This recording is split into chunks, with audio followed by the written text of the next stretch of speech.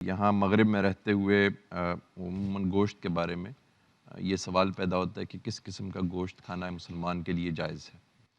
زیادہ اچھا تو یہ ہے کہ مسلمان گوشت کھانے پر نظر ثانی کریں.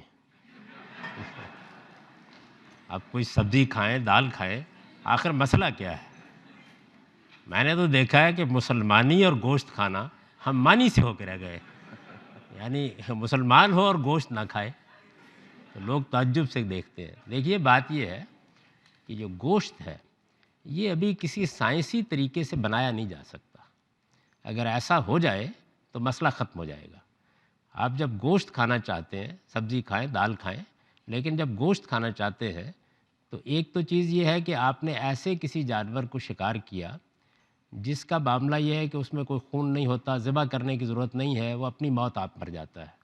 اس میں آپ اقدام نہیں کرتے، چھری ہاتھ میں پکڑ کے وہ آگے سے بلبلا رہا ہو اور اس کو آپ ذبح نہیں کرتے. جبکہ جس جانور سے آپ گوشت اس طریقے سے حاصل کرتے ہیں تو آپ اس کی جان لیتے ہیں. یہ سمجھ لیجئے کہ جان کو حرمت حاصل ہے. انسان کی جان ہو یا کسی جانور کی جان ہو، آپ کو یہ حق کس نے دیا ہے کہ آپ محض گوشت حاصل کرنے کے لیے اس کو ذبح کر ڈالیں؟ یہ حق حاصل نہیں ہے. اللہ تعالیٰ نے یہ حق دیا ہے. اس وجہ سے یہ اللہ کے نام پر ہی لی جا سکتی ہے.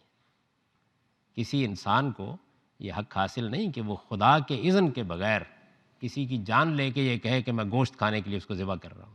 ذرا تھوڑی دیر کے لیے تصور کیجئے کہ ایک جانور کے گلے پر آپ چھری چلاتے ہیں، اس کے اندر اپنی جان کا شعور ہے، وہ اپنے آپ کو بچانے کی کوشش کرتا ہے، فرار ہونے کی کوشش کرتا ہے، لیکن آپ وہ جان لیتے ہیں. جانتے ہیں کہ اس کی اجازت کس نے دی ہے؟ خدا نے دی ہے. جب خدا نے اجازت دی ہے تو خدا کہتا ہے کہ پھر میرے نام پر لے سکتے ہو، تاکہ تمہیں ہمیشہ یہ احساس رہے کہ جان کی حرمت ہے. یہ بچوں کا کھیل نہیں ہے. گوشت کھانے کے لیے جان لے رہے ہو، میری اجازت نہ ہوتی تو تم اس کو ہاتھ نہیں لگا سکتے تھے. تو اس لیے یہ میرے نام پر لی جائے گی. اور دوسری چیز یہ ہے کہ اس کا خون نکلنا چاہیے. یعنی کوئی ضروری نہیں ہے کہ ایک خاص طریقے سے ذبح کیا جائے، جس طریقے سے چاہے ذبح کریں، خون نکلنا چاہیے، کیونکہ خون حرام ہے اور اس کو آنتوں میں نہیں رہنا چاہیے. تو یہ دو چیزیں ہیں، اللہ کا نام لے کے ذبح کیجئے اور خون نکلنا چاہیے.